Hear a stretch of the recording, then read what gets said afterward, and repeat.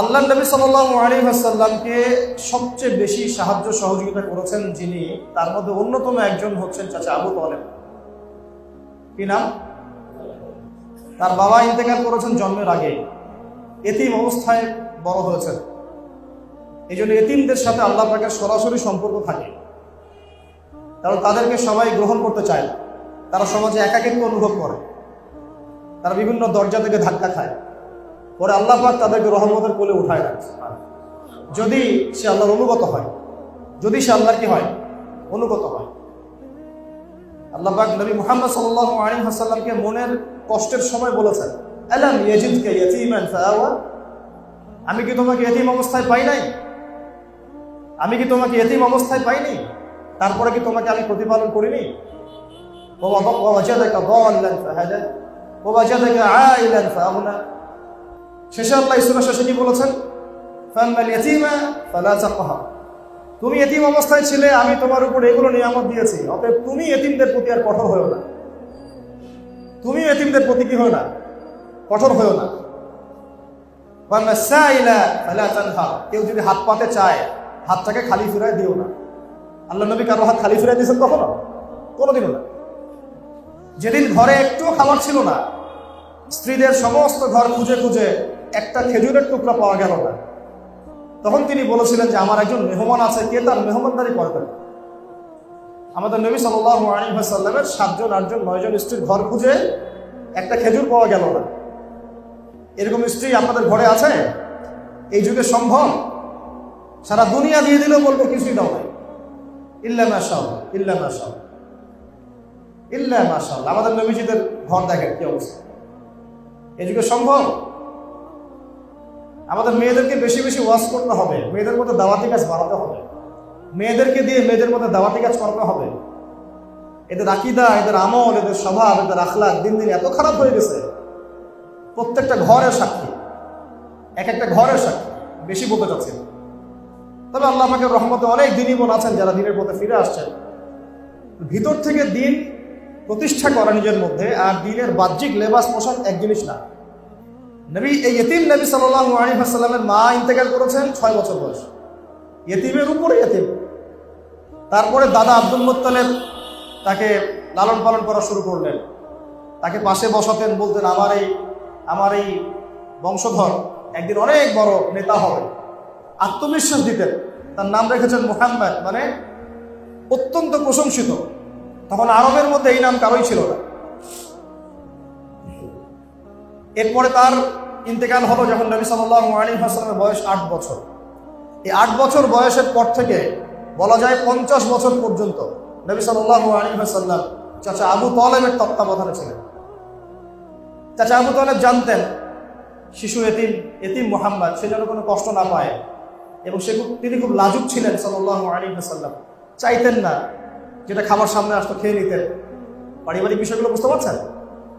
তখন তার চাচি, তার নাম ছিল ফাতিমা, আবু তালেবের স্ত্রীর নাম কি? ফাতিমা। ওই নামে তিনি তার মেয়ের নাম রেখেছেন ফাতিমা রাদিয়াল্লাহু আনহা। তার চাচি এবং চাচা আলাদা করে খাবার তুলে তুলে রাখতেন। ব্যাপারটা বুঝতে পারছেন? স্পেশাল কিছু খাবার রান্না করলে আলাদা করে তুলে রাখতেন, যাতে এতিম মুহাম্মদ সে কষ্ট না পায়। তাকে আলাদা করে খাওয়াতেন, আলাদা করে আদর করতেন, আলাদা মহব্বত করতেন। আমার নানি আমার সাথে এই কাজটা করেছে ছোটবেলা, আমি বলতেছি, আলাদা করে তুলে তুলে রাখেন। তো শুধু তাই না, এটা তো একটা ছোট্ট উদাহরণ দিলাম। এরপর তিনি তাকে ব্যবসা শিখিয়েছেন, ব্যবসার সফরে নিয়ে গিয়েছেন, নিজে বিয়ে দিয়েছেন। তারপরে চাচার উত্তরাধিকার তিনি পেয়েছেন। তারপরে নবী হলেন যখন, মানুষ চতুর্দিক থেকে তাকে গালিমন্দ করছে, অত্যাচার করছে, কেউ গায়ে হাত তুলছে, নাড়ি ভুঁড়ি চাপিয়ে দিচ্ছে, কেউ অর্থনৈতিক বয়কট করছে, কেউ সামাজিকভাবে বয়কট করছে। এমন কোনো নির্যাতনের সুরত নাই যেটা আল্লাহ নবী সাল্লাল্লাহু আলাইহি ওয়াসাল্লামকে মানে ফেস করতে হয় না, এমন কোনো সুরতই নাই। শারীরিক, মানসিক, আত্মিক, অর্থনৈতিক, সামাজিক, রাজনৈতিক সব ধরনের নির্যাতন তাকে সহ্য করতে হয়েছে। এই সময় একজন ব্যক্তি পাহাড়ের মতো তার সামনে দাঁড়িয়ে আছেন তাকে প্রোটেক্ট করার জন্য, তার নাম চাচা আবু তালেব। কি নাম? আমরা এটা করতে পেরেছি? আমরা এটা করতে পেরেছি? আমি আপনাদেরকে আমাদের নবীর প্রতি মুহাব্বতের নিদর্শন দেখাচ্ছি একটা। দেখ, আমরা কি পরিমাণে মহব্বত করি। আমরা নবীর সুন্নত নিয়ে মাশাআল্লাহ খুব সোচ্চার। দাড়ির সুন্নত, নামাজের সুন্নত, আমিন জোরে আসতে, হাত উঠাবো উঠাবো না, ইত্যাদি ইত্যাদি। আমরা নামাজে তার সুন্নতের জন্য সোচ্চার। ওই নামাজের ওযুটা যে বদনা দিয়ে করে আসছি, ওই বদনাটা একটা কাদিয়ানীদের কোম্পানি। এই হলো আমাদের নবী প্রেমের নমুনা। আমাদের ইলম, আমাদের ঈমানের নমুনা হচ্ছে এই আজকের দেশে, আজকের বাংলাদেশ। যারা নবী করিম সাল্লাল্লাহু আলাইহি ওয়াসাল্লামের পরেও নবুয়ত দাবি করেছে, তাদের সাথে আমাদের ব্যবসা, আমাদের বাণিজ্য, আমাদের চলাফেরা, আমাদের ওঠা বসা, আমাদের রিজিক, আমাদের দৈনন্দিন আসবাবপত্রগুলা, সুই থেকে নিয়ে শুরু করে বিমান পর্যন্ত মনে হয় তারা বানায় ফেলবে, আর আমরা ওগুলো গ্রহণ। ওই টাকাগুলো তারা ওদের মতবাদ প্রচারে ব্যয় করতেছে, একটা অংশ। তো চাচা আবু তালেব এইভাবে তাকে রক্ষা করার পরেও শেষমেশ কি হয়েছে শুনেন। চাচা আবু তালেব মৃত্যু সজ্জায় নবী সাল্লাল্লাহু আলাইহি ওয়াসাল্লাম বারবার তাগাদা দিচ্ছেন, চাচা খালি একটা বার বলেন আশহাদু আল্লা ইলাহা ইল্লাল্লাহ ওয়া আশহাদু আন্না মুহাম্মাদান আবদুহু ওয়া রাসূলুহু। আপনার জন্য আমি মুহাম্মদ, আমি আল্লাহর নবী, আল্লাহর কাছে কান্নাকাটি করে হোক, সেজদায় করে হোক, যেভাবে হোক আপনাকে ইনশাআল্লাহ আমি জান্নাত দেব। খালি একটা বার কি করেন, একটা বার বলেন। চারপাশে আবু জেহেল, আবু লাহাব, উতবা, সাইবা সবাই, তুমি কি আব্দুল মুত্তালিবের দিন ছেড়ে দিবা? এতদিন আব্দুল মুত্তালিবের দিনের উপর আছো, আজকে ছেড়ে দিবা? শেষমেশ চাচা আবু তালেব আব্দুল মুত্তালিব তার দিনের উপরেই ইন্তেকাল করলেন। নবী করিম সাল্লাল্লাহু আলাইহি ওয়াসাল্লামের সাহাবীরা জিজ্ঞাসা করলেন, এত সাপোর্ট আপনাকে করেছেন চাচা আবু তালেব, এত সহযোগিতা, এত সহযোগিতা আমাদের কল্পনার বাইরে, আমাদের চিন্তারই বাইরে। যারা সিরাত পড়ে নাই, সিরাতুন নবী সাল্লাল্লাহু আলাইহি ওয়াসাল্লাম জীবনে একদিনও পড়ে নাই, তারা বুঝতে পারবে না। যারা বাসায় একটাবার অন্তত সিরাতের কিতাব পড়েছেন, রাহিবুল মাখতুম হোক, রাহমাতুল লিল আলামিন হোক, যে কোনো সিরাতের কিতাব, তারা বুঝবেন আবু তালেবের কি ভূমিকা ছিল। আমার তো মনে হয় পুরো মুসলিম বিশ্বের এখন সেই ভূমিকা নাই, একা চাচা আবু তালেবের যে ভূমিকা ছিল। শেষমেশ তিনি কালিমা পড়তে পারলেন না। সাহাবীরা প্রশ্ন করেন, নবীজি বলছেন, আমার কারণে আমার চাচাকে জাহান্নামের উঁচু একটা জায়গায় রাখা হবে, যেখানে তার পায়ের এই যে আমরা নলা বলি, এই পর্যন্ত আগুনে পুড়তে থাকবে না, এবং আগুনের একটা জুতা পরিয়ে দেওয়া হবে, এতেই তার মাথার মগজ টকবক করে ফুটতে থাকবে।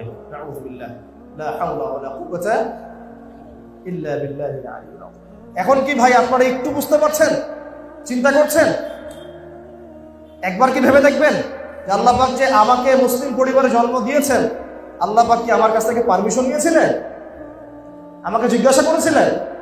আপনার কাছ থেকে অনুমতি নিয়েছেন? আপনাকে জিজ্ঞাসা করেছেন? এখনো কি কৃতজ্ঞ হবেন যে আল্লাহ রাব্বুল আলামিন এত রহম করে আপনাকে মুসলিম বানিয়েছেন? সেই মুসলিমের চলাফেরা দেখেন, রমাদান মাসেও নামাজ ছিল না অনেকের, রোজার ভাব ঠিক মতো ছিল না, রমাদান মাসে কোরআন আগলায় ধরতে পারলো না, কোরআন তেলাওয়াতটুকু শিখতে পারলো না, রমাজানে কোরআনের খেদমত করতে পারলো না, রমাজানেও যাকাত দেয় নাই, রমাজানেও সুদ খেয়েছে, নাউজুবিল্লাহ, রমাজানেও ঘুষ নিয়েছে। কত কত মানুষ ঘুষ নিয়েছে রমাজানে, রমাজানে কত জেনা করা হয়েছে, নাউজুবিল্লাহ, রমাজানে কত মানুষ মাপে কম দিয়েছে, রমাজানে আমরা কত প্রতারণা করলাম আল্লাহর সাথে। কিন্তু রমাজানে আমাদের নতুন জামা চাই, নতুন বাড়ি চাই, নতুন গাড়ি চাই, নতুন গহনা চাই, নতুন থ্রি পিস চাই। যেন ঈদের দিন মনে হয় এদের জন্যই, এদের সাথে ঈদের খুশির কোনো সম্পর্ক নাই। এই মানুষদের সাথে ঈদের খুশির কি নাই? কোনো সম্পর্ক নাই। তাদের জন্য ঈদ উল ফিতর ছিল, এই খুশি ছিল, ক্ষমা ছিল, যারা রমাজানের হক আদায় করতে পেরেছে, সওম ঠিকঠাক মতো রেখেছে, কুরআন ঠিকঠাক মতো পড়েছে, মানুষকে পড়িয়েছে, ইবাদতের পাবন ছিল, তাহাজ্জুদ করেছে, তারাবির হক আদায় করেছে, কাউকে কষ্ট দেয়নি, দান সদকা করেছে, বেশি বেশি জিকির করেছে, যাকাত ফিতরাগুলো আদায় করেছে, আল্লাহর কাছে ভয়ও ছিল, আশাও ছিল। ইনশাআল্লাহ আল্লাহ রাব্বুল আলামিন চান তো এই বান্দাদেরকে মাফ করে দিবেন। আমাদের সবাইকে আল্লাহ রাব্বুল আলামিন মুসলিম পরিবারে জন্মগ্রহণ করতে পারার হকটা আদায় করার তৌফিক দান। আরেকটা অংশ বলতে চাই, সেটা হচ্ছে নবী করিম সাল্লাল্লাহু আলাইহি ওয়াসাল্লামের উম্মত হওয়ার সৌভাগ্য। কি বললাম বলেন? নবী সাল্লাল্লাহু আলাইহি ওয়াসাল্লামের উম্মত হওয়ার সৌভাগ্য। আজকে দুটো বিষয় খালি আপনাদেরকে খুতবায় আমি আপনাদের মাথায় দিতে চাচ্ছি, বাকিটা ইনশাআল্লাহ এমনি বুঝিয়ে আসবে। যদি এই দুটো বিষয় আপনারা বুঝতে পারেন, আয়ত্ত করতে পারেন, কলিজায় ধারণ করতে পারেন, এক, আমি আল্লাহ পাকের বান্দা, আল্লাহ পাক আমাকে মুসলিম বানিয়েছেন, মুসলিম পরিবারে জন্ম দিয়েছেন। আমার চলাফেরা 8-10 জনের চলাফেরা এক হতে পারে না। আমার চলাফেরা হচ্ছে কোরআন। আমার চলাফেরা কি? সত্যি কথা বলতে আমাদের কারো চরিত্রই কোরআনের মতো এখন নাই, এটাই সত্য কথা। কিন্তু আল্লাহ পাকের কাছে আমরা তৌফিক চাই, আল্লাহ যেন আমাদেরকে সেরকম চরিত্র ধারণ করার তৌফিক দান। দ্বিতীয় বিষয়টা এটা যে নবী সাল্লাল্লাহু আলাইহি ওয়াসাল্লামের উম্মত হতে পারার সৌভাগ্য। দেখেন, কিয়ামতের মাঠে মানুষ উঠবে, আমরা উঠবো। বহু গুনাহগার মানুষ, কেউ সুদ খেয়ে ফেলছে, বা কেউ ধরেন যে জেনা করে ফেলছে, কেউ হয়তো আরো বড় বড় কবিরা গুনাহ করে ফেলছে, গীবত, তহমত ইত্যাদি ইত্যাদি। আমরা সবাই কবিরা গুনাহগার, আল্লাহ পাক যেন আমাদেরকে মাফ করেন। কবিরা গুনাহগার মানুষ যখন কিয়ামতের মাঠে হন্তদন্ত হয়ে ঘুরতে থাকবে, হাউজে কাউসারের পানির জন্য, একটু পানির জন্য, একটু তৃষ্ণা নিবারণের জন্য, শাফাআতের সুপারিশের জন্য, নবী মুহাম্মদ সাল্লাল্লাহু আলাইহি ওয়াসাল্লাম নিজের হাতে তার উম্মতকে পানি পান করাবেন। তিনি নিজে সেজদায় পড়ে যাবেন, কান্নাকাটি করতে থাকবেন। আল্লাহ পাক তখন তাকে যে তাসবিহ শেখাবেন সেটা পড়তে থাকবেন। আল্লাহ রাব্বুল আলামিন তাকে বলবেন, মাথা উঠাও, কি চাও বলো। নবী করিম সাল্লাল্লাহু আলাইহি ওয়াসাল্লাম তখন বলবেন, আল্লাহ আমার উম্মত, আল্লাহ আমার উম্মত, আল্লাহ আমার উম্মত। সমস্ত নবীগণ যেদিন বলতে থাকবেন, ইয়া নফসি, হে আমার নফস, আল্লাহ আমার নফস, আল্লাহ আমার নফস। আমাদের নবী মুহাম্মদ সাল্লাল্লাহু আলাইহি ওয়াসাল্লাম বলতে থাকবেন, হে আল্লাহ আমার উম্মত, হে আল্লাহ আমার উম্মত, হে আল্লাহ আমার উম্মত। আল্লাহ রাব্বুল আলামিন তাকে শাফাআত করার, সুপারিশ করার অনুমতি দিবেন। তারপর তিনি শাফাআত করবেন, সুপারিশ করবেন। অগণিত কবিরা গুনাহগার আল্লাহর বান্দাদেরকে তিনি জান্নাতে নিয়ে যাবেন। যার অন্তরে লা ইলাহা ইল্লাল্লাহ মুহাম্মাদুর রাসূলুল্লাহ ঠিক ছিল, এই মানুষগুলো জান্নাতে যাবে।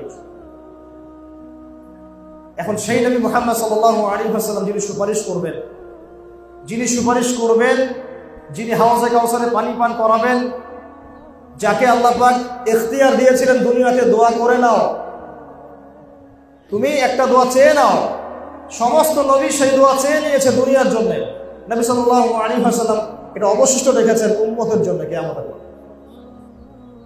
রাতের বেলা কেঁদেছেন, বলেছেন যে আমার ভাইদেরকে যদি দেখতে পারতাম। সাহাবীরা বলেছেন, কারা আপনার ভাই? আমরা কি আপনার ভাই না?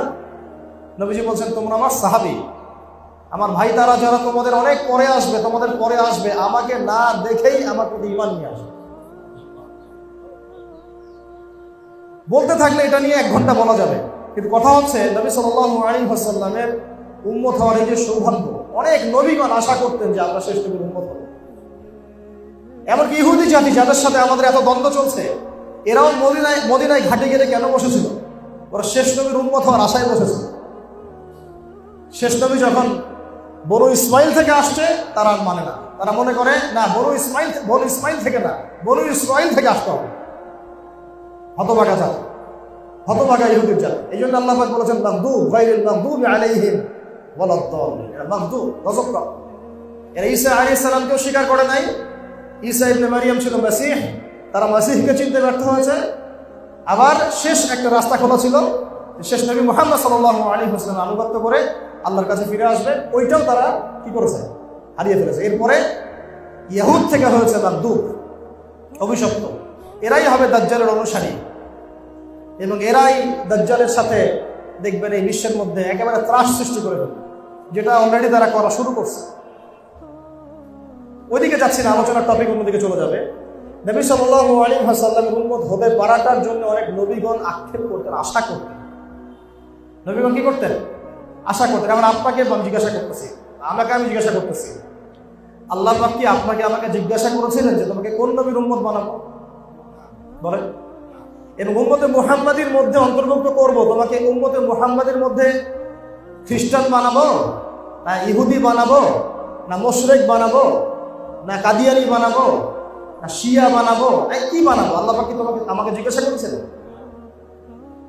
এরাও কিন্তু উম্মতে মুহাম্মাদির মধ্যে, ইহুদি এবং নাসারা এবং মুশরিক মাজুস, এরাও কিন্তু উম্মতে মুহাম্মাদের মধ্যেই, কিন্তু এরা উম্মতে ইজাবা না, এরা উম্মতে দাওয়াত, এদের প্রতি দাওয়াত দেওয়া হয়েছে।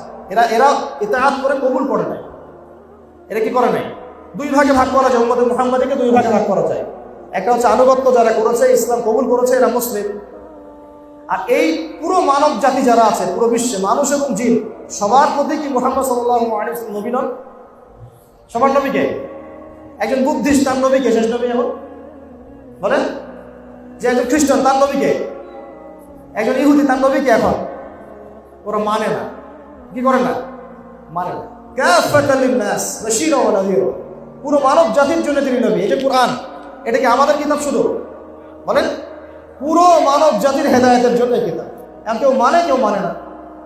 যে কেউ মানে মেনে মুসলিম হয়, কেউ মুখে মানে মনে মনে মানে না, সে মুনাফিক হয়। কেউ মানে, সে পরিপূর্ণ মানে, সে কি হয়? মুসলিম হয়। কেউ মুখে মানে মনে মনে মানে না, সে কি হয়? মুনাফিক হয়। আর কেউ একেবারে অস্বীকার করে, সে কি হয়? কাফের। আবার কেউ মুখে মানে মনেও মানে কিন্তু কাজ করতে গিয়ে কবিরা গুনাহ করতে থাকে, তখন সে ফাসিক হয়ে যায় বা জালেম হয়ে যায়। বুঝতে পারলাম কি? বুঝতে পারি না? তো এখন আমাদের নবী সাল্লাল্লাহু আলাইহি ওয়াসাল্লাম উম্মত হতে পারাটা কি সৌভাগ্যবান ব্যাপার মনে হয় কিনা? সৌভাগ্যের বিষয় মনে হয় কিনা? এখন আমি যদি প্রশ্ন করি, তাহলে এখনো আপনার চেহারায় দাড়ি কেন নাই? আপনি উম্মতে মুহাম্মাদীর অন্তর্ভুক্ত একজন মানুষ। আপনি আব্রাহাম লিঙ্কনের অনুসারী না, আপনি কার্ল মার্কসের উম্মত না, আপনি লেনিনের উম্মত না, স্টেলিনের উম্মত না, আরো অনেকের নামই তো আছে, আপনারা তো জানেন। আপনি কার উম্মত? উম্মত মানে কি? নবী সাল্লাল্লাহু আলাইহি ওয়াসাল্লাম কি আসলে? উনি কে? উনি ইমাম। উনি কি? ইমাম, আমরা আনুগত্য করব। উনি নেতা, নেতা গাইড দিবেন, আমরা সেভাবে চলবো। উনি আধ্যাত্মিক রাহবার, তিনি যেদিকে নিয়ে যাবেন আমরা সেদিকে যাব। উনি সুপারিশ করবেন, আমরা তার আনুগত্য করব। উনি ডানে বলতে গেলে ডানে যাব, বামে বলতে গেলে বামে যাব। থুতু যদি উনি ফেলেন, সেটা গায়ে মেখে নিবে। সাহাবীরা মাখেন নাই? ওযু করেছেন, পানি অবশিষ্ট ছিল, সেই অবশিষ্ট পানি খান নাই, গায়েটা মাখেন নাই? ঘামছেন, ঘাম পুষতেছেন এইভাবে, সাহাবীরা এটাকে সংগ্রহ করেন নাই? এই হচ্ছে ইমাম, এই যে নেতা, এই যে ইমাম, নেতা, নবী, অনুসারী বলতে কি বোঝায়? আমরা যে ইতাআত করবো, আমরা যে তার সুন্নাত অনুসরণ করবো, আসলে কিভাবে অনুসরণ করবো? এইভাবে ঘাম মুছে ফেললে তুলে নিতে হবে, থুতু কফ ফেলেছেন উঠাই নিতে হবে, ওযু করে পানি রেখে দিয়েছেন, ওই পানি নিজে সংগ্রহ করার জন্য কারাকারি করতেন সাহাবীরা। দৃশ্যগুলো কি চিন্তা করতে পারেন? দৃশ্যগুলো একটু চিন্তা করেন। অনুসারী কাকে বলে? তাহলে এখন আমাদের ব্যক্তি জীবন থেকে আসি। আমার বডির মধ্যে নবীর পোশাক নাই কেন? ওই পোশাকে নামাজ হবে কি হবে না সেটা আলাদা মাসআলা। আমার শরীরে নবীর মতো তাকওয়ার পোশাক নাই কেন? আমি তো তার উম্মত। এক, তার আগে কথা হচ্ছে আমি তারপরেও অন্য মানুষকে নবী হিসেবে কিভাবে মানতে পারি? আমি তারপরেও আল্লাহ পাক যখন তাকে শেষ নবী করে পাঠিয়েছেন, তারপরেও আমি অন্য কাউকে নবী হিসেবে কেমনে মানতে পারি? কিভাবে যে মানতেছে তার সাথে আমার চলাফেরা থাকতে পারে? কিভাবে যে মানতেছে ওর সাথে আমার ওঠা বসা হতে পারে? ওর সাথে আমার রিজিকের ব্যবসার লেনদেন কিভাবে হতে পারে? আমি কেমন করে তার পূর্ণ ব্যবহার করতে পারি? যদি গায়রত থাকে, ব্যক্তিত্ব থাকে এবং নবীর প্রতি সত্যিকারের মহব্বত থাকে, কিভাবে তাকে কেউ গালি দিচ্ছে আমি তার পক্ষপাতিত্ব করতে পারি? কিভাবে তাকে নিয়ে মানুষ ব্লগে লিখছে আমি তার পক্ষপাতিত্ব করতে পারি? কিভাবে আমি তার বিরুদ্ধচারীদের সঙ্গ দিতে পারি? তারপরে আসবে এই কথাগুলো। আমার শরীরটা কেন এখন তার মতো হলো না? আমার বয়স 20, 25, 30, 40, 50 হয়ে গেল, এখন পর্যন্ত আমার বুঝ আসলো না যে আমি কার উম্মত, কাকে ফলো করতে হবে? তাহলে কেন দাড়ি নাই? কেন আমাদের মাথায় সবার টুপি নাই, পাগড়ি নাই? কেন আমাদের জুব্বাগুলো ঠিক হচ্ছে না, পোশাক ঠিক হচ্ছে না? টাকুর নিচে কিভাবে কাপড় পরতে পারি? টাকুর নিচে পড়লেই জাহান্নামে যেতে হবে। সত্যি কথা বলছি এটা, যে কেউ যদি দাড়ি এক মুষ্টি রেখে এভাবে ছেপে ফেলে, অনেক সাহাবীর আমল আছে এর উপরে, জায়েজ, ঠিক আছে। আবার ধরেন কোন একজন ব্যক্তি দাড়ি হালকা হালকা রেখেছে, পুরোপুরি ছেড়ে দেয় নাই, এর কারণে সে জাহান্নামে যাবে সরাসরি, এমন কোনো কথা নাই। আমি কিন্তু কাটতে উৎসাহিত করলাম না, কথা উল্টা দিকে নেবেন না। বাঙালিদেরকে ওয়াজ করা মুশকিল বিষয়। কথা বলবেন একটা, নিবে আরেকটা। আমি কিন্তু দাঁড়িয়ে আপনাকে কাটতে বলি না। কোনো কিছু মনে করেন কেউ আমাদের মতো ছেড়ে দেয় নাই, হ্যাঁ, এই ভাইদের মতো রেখেছে, কথার কথা এক্সাম্পল দিচ্ছি, এর কারণে সে সরাসরি জাহান্নামে যাবে বা আগুনে জ্বলবে, এমনটা হাদিসে পাওয়া যায় নাই। যদি পান আমাকে জানায়। কিন্তু টাকনুর নিচে কাপড় পরলে ওই অংশটুকু জাহান্নামে যাবে, এটা হাদিস আছে। কথা বুঝতে পারলাম? তাহলে আমাদের পোশাক থেকে শুরু করতে হবে, আমার আকীদা থেকে শুরু করতে হবে। এখন আমার ঘুম, আমার খাওয়া, ঘুম কয়জনের নবীর মতো আছে বলেন? আমরা রাতকে দিন বানাইছি, দিনকে রাত বানাইছি। খাওয়া দাওয়া কয়জনের নবীর মতো আছে বলেন? খাবার সামনে আসলে 7 পেট করে খাই আমরা। নবীজি বলছেন 1 পেট খাও, পেটের 1 ভাগ খাও, 1 ভাগ পানি পান করো, 1 ভাগ শ্বাস প্রশ্বাসের জন্য খালি রেখে দাও। এই যে রমজানের রোজা রেখেছি, অল্প খেয়ে আমরা থাকতে পারি নাই, কোনো সমস্যায় মরে গেছে, অসুস্থ হয়ে গেছে, বরং আরো সুস্থ হয়ে গেছে। রমজানের আগে কোলেস্টেরল ছিল দেখা গেল 300, রমজানের পরে দেখবেন কোলেস্টেরল হয়ে গেছে 150। এমন হয় নাই? ব্লাড প্রেশার ঠিক হয়ে গেছে, ডায়াবেটিস ঠিক হয়ে গেছে, তাই না? রমজান রোজা রেখে মানুষ সুস্থ হয়ে গেছে, আলহামদুলিল্লাহ। এর মধ্যে শেফা আছে। তো কথা হচ্ছে আমরা কেন খাওয়া দাওয়ার মধ্যে ঠিক হতে পারতেছি? তারপরে আমাদের মুআমালা, এই যে আমাদের পরিবারগুলোর দিকে তাকান, পরিবারের মধ্যে কি সত্যি সব সুন্নত আছে? আমরা এখন পরিবারগুলোকে বলি ওই দিনগুলো কতই ভালো ছিল, যে আমরা সবাই একটা থালে সবাই একসাথে বসে খাইতাম। এখন এত ব্যস্ততা, এখানে সফর, আমরা একসাথে থালে খেতেও পারি। এটা সুন্নত। একসাথে ভাইরা মিলে, পরিবারের সবাই মিলে বসে খাওয়া, হৃদ্যতা বাড়ে, মহব্বত বাড়ে, খাবার ভাগাভাগি করে খাওয়া। পারিবারিক বন্ধন একটা নিয়ামত। এই বন্ধন আল্লাহ যাদেরকে দিয়েছেন তারা সৌভাগ্যবান, তারা খুশনসিব। অনেক নবীদের ভাগ্যেও পরিবারের কষ্ট ছিল, অনেক নবীদের ভাগ্যেও। নূহ আলাইহিস সালাম একদম দুর্দান্ত নবী, উলুল আজম নবীদের মধ্যে একজন। 5 জন নবীকে উলুল আজম নবী বলা হয়, তার মধ্যে তিনি একজন। তার স্ত্রী তার কথা শুনতো না, তার দাওয়াত কবুল করে নাই, তাকে নিয়ে সংসার করেছেন তিনি। সুবহানাল্লাহ। লূত আলাইহিস সালাম, কওমে লূত, ওই যে ট্রান্সজেন্ডার, এদের সমকামী গুলো যেগুলো রেইনবো ফ্ল্যাগ নিয়ে ঘুরে বেড়ায়, এদের কারণে বাংলাদেশে আল্লাহর গজব নেমে আসতে পারে। এদের কারণে বাংলাদেশে আল্লাহ মাফ করুক আমাদেরকে, আল্লাহ হেফাজত করুক, তওবা করে ফিরে আসার তৌফিক দান করুক। আমাদের ভয় হয় এই মানুষগুলোর কারণে আল্লাহর গজব নামবে। সমকামিতা, আল্লাহর সাথে প্রকাশ্য যুদ্ধ। সুদভিত্তিক ব্যাংকিং সিস্টেম, আল্লাহর সাথে প্রকাশ্য যুদ্ধ।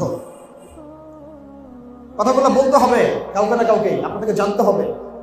মানেন না মানেন শুনতে হবে, পরে আপনার হিসাব আপনার, আমার হিসাব আমার। লাকুম দীনুকুম ওয়ালিয়া দীন, ঠিক আছে? কিন্তু বলতে হবে কাউকে না কাউকে। আমাদের সবাইকে বলা উচিত, আমাদের সবার কথা বলা উচিত, অন্ততপক্ষে কথাটুকু বলা উচিত। এটা হারাম, কবিরা গুনাহ, এত বড় গুনাহ যার কারণে আল্লাহ তাআলা কওমে লূতকে একদম পাথর নিক্ষেপ করে হত্যা করেছেন, মানে ধ্বংস করেছেন। একবারে জমিন থেকে আসমানে উঠাইছেন, উঠায় পাথর নিক্ষেপ করে সবগুলোকে থেতলা করে উল্টা দিকে দাফন করে দিয়েছে। জর্ডানের ডেড সি এর জাজল্যমান দৃষ্টান্ত হয়ে আছে এখন, ওই জায়গায় ঘটনা ঘটেছে। এই কওমের নাম সাদুম গোত্র ছিল। এই লূত আলাইহিস সালামের স্ত্রী তার অনুগত ছিল না। পারিবারিক বন্ধন অনেক বড় নিয়ামত। নবী সাল্লাল্লাহু আলাইহি ওয়াসাল্লাম অনেক চাচা তার অনুগত ছিল না। আবু জাহল কি তার চাচা না? আবু লাহাব তার চাচা না? কথা শুনে না। তো আমাদের পারিবারিক বন্ডিং গুলো ঠিক করার জন্য এইগুলো একগুলো সুন্নতি পদক্ষেপ। একসাথে খাওয়া, একসাথে কথা বলা, মাশওয়ারা করা, হ্যাঁ, মতামত ব্যক্ত করা, বিনিময় করা, চেষ্টা চালিয়ে যাওয়া। কারণ আল্লাহ পাক বলেছেন লা ইউকাল্লিফুল্লাহু নাফসান ইল্লা উসআহা। আল্লাহ পাক সাধ্যের অতিরিক্ত কাউকে দায়িত্ব দেন। আমরা চেষ্টা চালিয়ে যাবো আমাদের জায়গা থেকে। এরপরেও যদি কেউ না শুনে, তাহলে আম হাসিবতুম আন্না আসহাবাল কাহফি ওয়ার রাকিম কানু মিন আয়াতিনা আজাবা। আসহাবুল কাহফ হতে হবে। সূরা কাহফের এই ঘটনাটা পড়লে বুঝতে পারবেন, তারা সোশ্যালি, পারিবারিকভাবে, সামাজিকভাবে, রাষ্ট্রীয়ভাবে এক ঘর হয়ে পড়ছে। অল্প কয়েকটা যুবক, সবাই একদিকে চলে, 7 জন 9 জন উল্টা দিকে চলে, আল্লাহর দিকে চলে, তাওহীদের দিকে চলে। শেষে তারা বেচারা আর এই সমাজে থাকতে পারলো না, সেখান থেকে চলে গিয়ে গুহায় থাকা শুরু, গুহার মধ্যে গিয়ে থাকা শুরু, আলাদা হয়ে গেল আর কি। ওখানে ঘুম পাড়িয়ে দিলেন আল্লাহ পাক। 309 বছর পর ঘুম থেকে উঠাইছে। ঘটনাটা পড়ে দেখেন, আসহাবুল কাহফের ঘটনার মধ্যে অনেক শিক্ষা আছে। তো এই পরিবার ঠিক করতে হলে সুন্নত লাগবে। এবং কতজনের পরিবারে দেখেন সুন্নত আছে, পর্দা আছে, মিসওয়াক কয়জনের বাসায় আছে? মিসওয়াক। ওয়াশরুমে যাওয়ার সুন্নত কতজনের ঠিক আছে? ওযু সুন্নত মোতাবেক কতজন করতে পারে? নামাজের সুন্নত কয়জনের ঠিক আছে? এগুলো জানতে হবে না? পড়তে হবে না? ফিকহের বইগুলো পড়তে হবে তো, কোন আমলের কি কি সুন্নত আছে, যাকাতের সুন্নত কি, ফরজগুলো কি কি, সলাতের ফরজ কি, সলাতের সুন্নত কি, মুস্তাহাব কি, আমি যে ব্যবসা করতে যাব, ব্যবসার কি সুন্নত আছে, এখানে কি ফরজ আছে, কি করতে পারবো কি করতে পারবো না, কিভাবে করলে নবী সুন্নত মোতাবেক হবে। এমনকি আমি সমাজের নেতা হয়েছি, কিভাবে সমাজটা চালালে পরে সুন্নত মোতাবেক হবে, মানুষের আমি দোয়া পাবো, আল্লাহর রহমত পাবো, জানতে হবে না? আল্লাহ পাক আমাকে রাষ্ট্র ক্ষমতা দিয়েছেন, কিভাবে চালালে জনগণ সুখী থাকবে, নবীর সুন্নত মোতাবেক হবে, আল্লাহ খুশি হবেন, নবীও খুশি হবেন, পরকালে আমি জান্নাতে যাব, জনগণও ভালো থাকবে, জানার দরকার নাই? না এগুলো শিখতে হবে আমাদেরকে পশ্চিমাদের থেকে, আব্রাহাম লিঙ্কন থেকে, লেনিন স্ট্যালিন থেকে শিখতে হবে নাকি? আমাদের তো কোনো নেতা নাই না, নাউজুবিল্লাহ। আমাদেরকে আল্লাহ পাক কোনো নেতাদের নাই, কোনো নবীদের নাই। আমরা সত্যি কথা বলতে আমার কনক্লুশন হচ্ছে এটা যে আমরা নবী মুহাম্মদ সাল্লাল্লাহু আলাইহি ওয়াসাল্লাম উম্মত যে হয়েছি এর মর্মটাই আমরা বুঝতে পারি, এর মর্ম বুঝতে পারি। তার একটা সুন্নতের উপর সারা জীবন গবেষণা করতেছে ইহুদিরা বসে বসে, খ্রিস্টানরা গবেষণা করতেছে, বৌদ্ধরা গবেষণা করতেছে। নবী সাল্লাল্লাহু আলাইহি ওয়াসাল্লাম বলেছেন এশার নামাজের পর ঘুমিয়ে যাও। কেন বললেন? এর মধ্যে ফিজিক্যাল কি উপকারিতা আছে দেখে গবেষণা করে বের হলো যে রাত 10টা থেকে 1টা পর্যন্ত বা 2টা পর্যন্ত যারা ঘুমায় তাদের ফিজিক্যাল যে স্ট্রাকচার, কন্ডিশন, সুস্থতা বার্ধক্যে গিয়েও তারা স্ট্রং থাকে, বার্ধক্যে কি থাকে? স্ট্রং থাকে। এবং ওই 3 ঘন্টার ঘুম 9 ঘন্টার সমান, 8 ঘন্টার সমান। আর সারাদিন যদি 8 ঘন্টাও আপনি ঘুমান ওই 3 ঘন্টার ঘুমের সমান হবে। এটা হয়েছে না? এখন বুঝতে পারতেছে না? ফিজিক্যালি শারীরিক পরিশ্রম করতে বলেছেন তিনি। আমরা আয়েশি হয়ে গেছি, নিজের কাজ নিজে করতেন, নিজে জুতার ফিতা নিজে সেলাই করতেছিলেন একদিন বসে বসে। সুবহানাল্লাহ, সুবহানাল্লাহ। একদিন নিজে জুতার ফিতা ছিঁড়ে গেছে, ওটা নিজে সেলাই করতেছে বাসায় বসে বসে। কে সেলাই করতেছে? জীবনে করেছি আমরা কখনো? এটাকে আমরা অপমানের কাজ মনে করি, অপমানের কাজ মনে করি। স্ত্রী রান্না করতেছেন, তিনি তরকারি কেটে দিয়েছে, সাহায্য করেছে। চিন্তা করা যায়? এগুলো ভাবাও যায় এই যুগে এখন?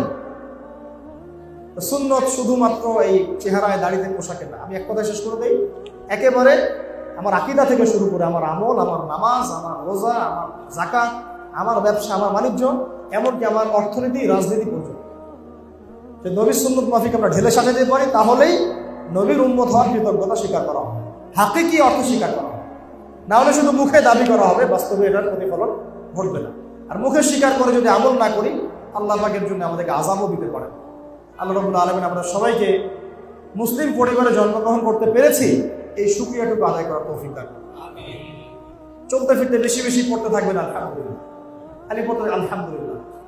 আল্লামা তাকি উসমানী দামাত বারাকাতুহু তার একটা মুযাকারা আছে আমাদের সাথে, বসে থাকতেন এমনি অনেকক্ষণ বলতে থাকতেন আলহামদুলিল্লাহ, আলহামদুলিল্লাহ, আলহামদুলিল্লাহ। জিজ্ঞাসা করা হতো যে ওস্তাদ কি হলো, কি জন্য আলহামদুলিল্লাহ বলতেছে? উনি বলতেন সারাদিন আল্লাহ পাকের কত নিয়ামত ভোগ করলাম, তখন তো আলহামদুলিল্লাহ বলার কথা মনে ছিল না, এখন কাজা আদায় করতেছে। ওই যে ঘুমানোর সময় 33 বার সুবহানাল্লাহ, 33 বার আলহামদুলিল্লাহ, 34 বার আল্লাহু আকবার আছে না? কেন আছে এগুলো? ওটা ফিল করে করে পড়া, যে সারাদিন অনেক নিয়ামত আমি ভোগ করেছি, সুবহানাল্লাহ বলার আমি সময় পাইনি, হয়তো মনে ছিল না, আলহামদুলিল্লাহ পড়ার সময় পাইনি, মনে ছিল না, ওটা কাজা আদায় করতেছে। ঠিক আছে? তো আল্লাহ পাক আমাদেরকে মুসলিম পরিবারে জন্মগ্রহণ করতে পারার এই কৃতজ্ঞতা আদায় করার তৌফিক দান করেন। আমিন। এবং একজন প্রকৃত মুসলমানের জন্য যা যা করণীয় এগুলো করার তৌফিক দান করেন। সহজ কথা, এক কথা, কোরআনে যা আছে মানবো, মানতে আমি বাধ্য। হাদিসে যা আছে মানবো, মানতে আমি বাধ্য। আল্লাহ পাক কোরআনে যা নিষেধ করেছেন আমি ছেড়ে দিব, ছাড়তে আমি বাধ্য। হাদিসে নবী যা নিষেধ করেছেন এক কথায় ছেড়ে দিব, কোনো প্রশ্ন করতে যাব না, কারণ এটা ছাড়তে আমি বাধ্য। বাস খালাস, সামি'না ওয়া আতা'না, শুনলাম মানলাম, শুনলাম মানলাম। এই ঈমান, এই বিশ্বাস নিয়ে যদি অল্প আমলও কেউ করে জান্নাতে চলে যাবে। মানুষ বেশি বেশি ইবাদত করে জান্নাতে যেতে পারবে না। বেশি বেশি ইবাদত, অনেক বেশি ইবাদত, এগুলো জান্নাতে যাওয়ার মানদণ্ড কিন্তু না। মানদণ্ডটা কি জানেন? আল্লাহর রহমত এবং আমাদের সামি'না ওয়া আতা'না, শুনলাম মানলাম, আনুগত্য। এর উপর দিয়ে তাকওয়া অর্জিত হয় এবং এই তাকওয়াই আল্লাহ পাকের কাছে কবুলিয়াতের মর্যাদার একমাত্র মানদণ্ড। আল্লাহ পাক আমাদের সবাইকে পরিপূর্ণ মুসলমান হওয়ার তৌফিক দান করেন। উদখুলু ফিস-সিলমি কাফা, ইসলামে পরিপূর্ণরূপে প্রবেশ করো, এই আয়াতের হক আদায় করার তৌফিক দান করেন। আল্লাহ পাক বলেছেন আলে ইমরানের 102 নম্বর আয়াতে, ইত্তাকুল্লাহ, আল্লাহকে ভয় করো। ইত্তাকুল্লাহ হাক্কা তুকাতিহ, ভয় করার মতো ভয় করো। ওয়ালা তামুতুন্না ইল্লা ওয়া আনতুম মুসলিমুন, পরিপূর্ণ মুসলমান না হয়ে মৃত্যুবরণ করো না। তো এই কথার উপরে যদি আমরা ইস্তেকামা থাকতে পারি, আল্লাহ পাক আমাদেরকে তৌফিক দান করেন, তাহলে ইনশাআল্লাহ পরিপূর্ণ মুসলমান হতে পারবো। কোরআনে আল্লাহ পাক যা দিয়েছেন মানবো, যা ছাড়তে বলেছেন ছাড়। হাদিসে আল্লাহ নবী যা করতে বলেছেন করবো, যা ছাড়তে বলেছেন ছাড়।